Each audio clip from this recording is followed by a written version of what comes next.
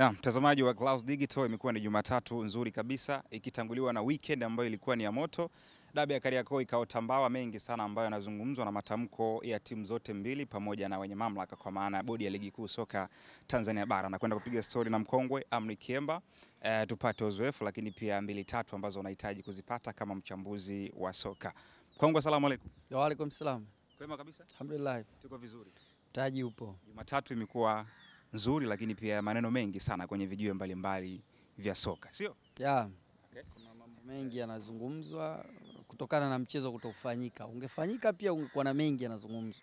Kwa story lazima ingepatikana. Story dabi haiwezi kutoka bila story. Uchezwe usichezwe, story lazima ipatikane. Okay. Yeah. Kwako binafsi, wakati unaona Simba wanatoa lile tamko lao ule usiku wa kuamkia siku ya mechi, pengine uliipa asilimia ngapi mechi kuweza kufanyika licha kwa wao tayari walishatoa msimamo wao na tamko lao kwa umma? Mimi kwa sababu tayari kulishatanguliwa na mchezo wa dabi ambao haukufanyika. Kwa hiyo sikulichukulia kwa masiara kwamba labda wanatishia, labda wengine walifikiri ni ile mind games wanacheza, lakini mimi kwa sababu tayari nilishaona lile tukio alafu na pressure ya msimu huu, nilihisi kama tamko lao lina mashiko kwa sababu kwanza halikutolewa na mtu kwamba tu baada ya pale tukaenda kwenye peji yake kaandika. Lilikuwa linaonekana ni jambo ambalo walisema wanakutana na then wakatoka na hayo matamko, na bahati nzuri kwenye baadhi ya vyanzo vingine walikuwa tayari yani wameshakuwa na uhakika na inaonekana process tena za mechi zimeshamalizika. Yeah. Sababu ambayo inatajwa ambayo Simba nao wameieleza kufuatia tamko ambalo wamelitoa, wengi wanaamini pengine halikuwa na mashiko kufanya mechi isichezeke moja kwa moja kwa maana kwa wao kuzuiwa kwenda kufanya mazoezi siku moja kabla ya mchezo. Unaiona hii sababu ikiwa na uzito wa namna gani? Umecheza? Yani kweli kuna namna ukiamua kulitazama unaweza usione kabisa kama kuna sababu ya wao kuto kushiriki mchezo. Lakini ukibaki kwenye engo ya maandalizi unaona kama ni klabu ilikosa haki ya kujiandaa. Kwa hiyo kama hakuna maandalizi na maana kuendea mchezo ambao hujajiandaa kwa dakika za mwisho, sababu watu wanaweza kufikiria umejiandaa, umefanya mazoezi siku 5, session moja na nini, lakini ni sehemu ya maandalizi. Kwa kama utaskip sehemu moja ya maandalizi inaweza kuathiri upambanaji wote kwenye hiyo vita ambao unakwenda. Kwa hiyo tukiangalia kwa engo hiyo tunaona Simba walikosa haki ya kujiandaa ya kwenda kwenye mchezo. Lakini tukija sasa general kwenye mchezo wenyewe ambao hauwajumuishi Simba peke yao, unajumuisha Simba, unajumuisha Yanga na taasisi zingine, unaweza kuona kwamba bado walikuwa wanaweza kutumia busara na kuendea mchezo husika na kwenda kucheza. Unaamini kwamba maamuzi ya bodi ya ligi kuhailisha ule mchezo pengine yalikuwa mapema zaidi kuliko kufata kanuni na sema nini kwenye kile ambacho walikuwa wanahitaji kukiamua? Nadhani kwenye kanuni zao wenyewe bodi ya ligi kuna mstari unasema ikitokea jambo la dharura au sababu ambazo zitairidhisha TFF wanaweza wakaahirisha. Kwa hiyo nadhani kwa sababu za Simba zilikuwa ni za kikanuni, inawezekana ndo zikaonekana zina mashiko na kuona kwamba kanuni hapa ilivunjwa. Kwa hiyo kama kanuni ilivunjwa, mlalamikaji amelalamika na msimamo wake ni huu. Kwa sababu tayari walishaanza kutumia busara toka mwanzo. Unajua ni kitu kizuri kutumia busara, lakini huwa inageuka kama ni haki. Yani ukitumia busara ukaacha kanuni na taratibu ukasema kwa busara tunapaswa kufanya hivi, huwa mtu anakwenda na afu anahisi kama ni haki. Yani unapaswa kufanya maamuzi hayo. Kwa sababu mchezo wa kwanza ambao nao Yanga walilalamikia kwamba kanuni zimevunjwa, muda umebadilishwa ukiwa nje ya kanuni. Kwa sisi hatutacheza, tunajua ni muda ule ule. Kwa sababu baada ya Yanga kuweka ile kizingiti, Simba walivyokuja baadaye waamuzi hawakuwepo. Kwa maana taratibu za mchezo hazikufuatwa. Kwa hiyo ni kwamba waliahirisha mchezo bila kutangaza. Kwa sababu kutokuleta waamuzi ni kuahirisha mchezo. Kwa sasa kwa sababu tayari kule walishaanza kutumia busara na kutokuacha kusisitiza kwamba hii tulichokufanya sisi tubadilishe muda wa mchezo ni kitu ambacho kilitulazimu na nyinyi mnapaswa kucheza. Kwa sababu kule busara ilitumika na ndio maana na juzi tena busara imeendelea kutumika kwa sababu tena tushaziweka pembeni kanuni na taratibu na tunaendesha kwa busara. Kwa hiyo busara iliendelea kutumika kwenye nani hiyo kama ambavyo ilitumika kwenye mechi ambayo ilipita. Kwa hiyo inawezekana siku za mbele tukaona timu pia inaweza ikaadhibiwa. Kwa mfano mwamuzi ametoa penalty ambayo sio. Kwa hiyo badala ya kuvunja kanuni yule kavunja sheria.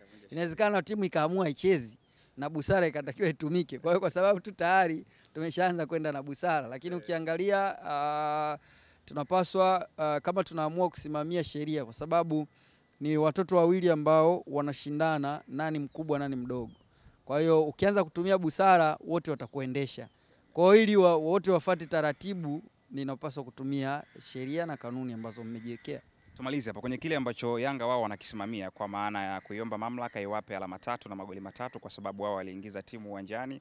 Unaona ikienda kufanikiwa kwa asilimia ngapi kwenye mazingira ambayo tukio lenyewe limetokea? Kwanza huioni, kwa sababu unapataje alama wakati bodi yenyewe imetangaza mchezo umeahirishwa.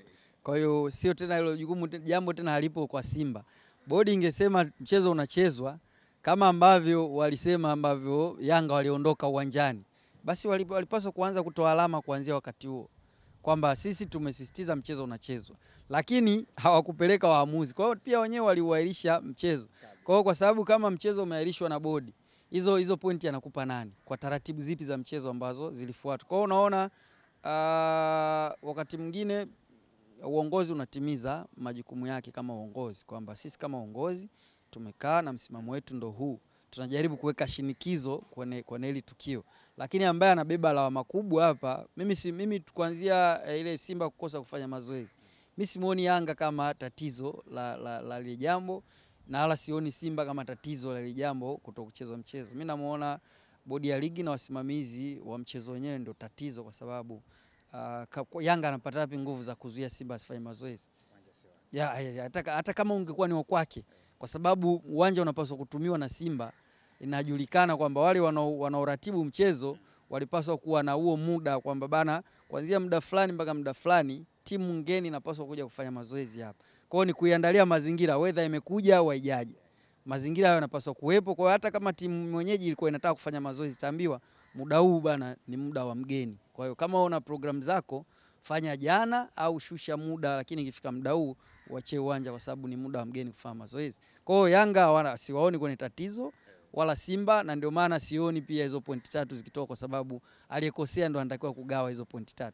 Kingine wanachokisimamia kwamba hawajioni wakicheza mchezo mwingine wa dabi tofauti na ule ambao walipaswa kucheza Jumamosi. Unafikiri likienda kutekelezeka kwenye mazingira gani?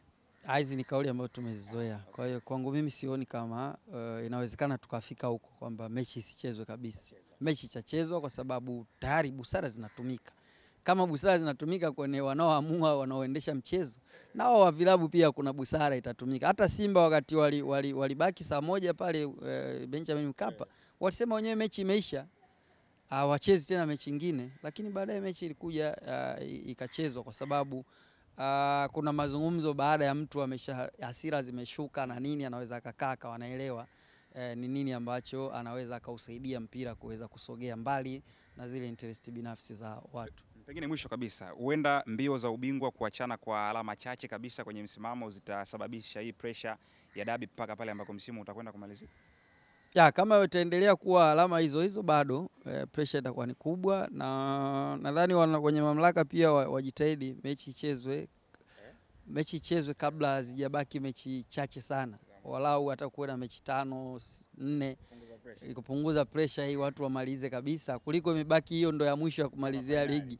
Inawezekana watu wakaamua tu msimu kusiwe na bingwa, hatuchezi.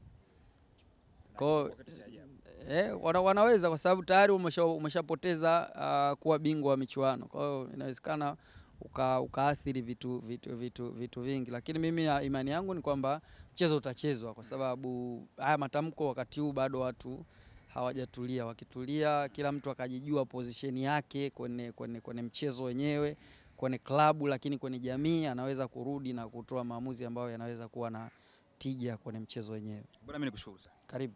Naam, tunamaliza hivi na mkongwe Amri Kiemba kutokana na sakata ambalo limechukua nafasi weekend hii, kwa maana kota mbawa kwa mchezo wa dabi ya Kariakoo. Matamko ya timu zote mbili, Yanga Simba, lakini pia wenye mamlaka kwa maana TPLB, bodi ya ligi kuu soka Tanzania bara, itakuwaje? Nafikiri muda utakwenda kuamua. Mimi naitwa Omar Mkaroine, nyuma ya kamera ni Hamisi Kopa, na hii ni Clouds Digital. Kuwa na siku njema.